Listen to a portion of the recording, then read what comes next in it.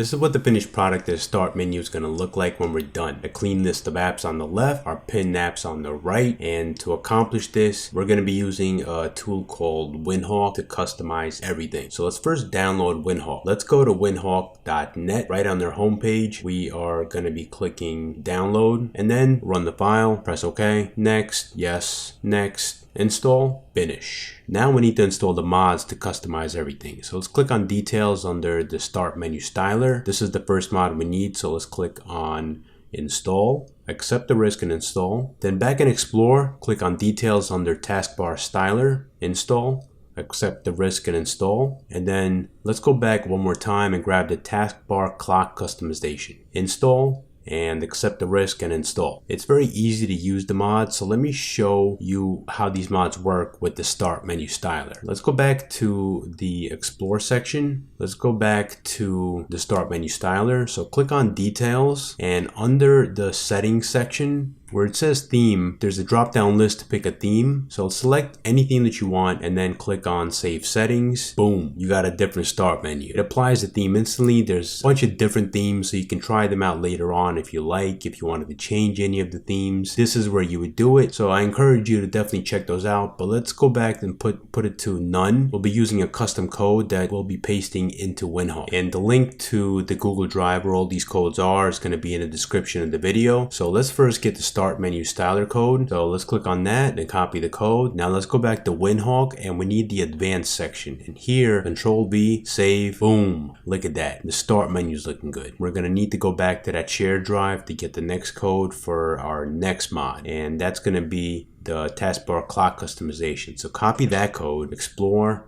taskbar clock customization, details, and go to the advanced section and paste that code in here. Click save, and now the taskbar clock is looking good.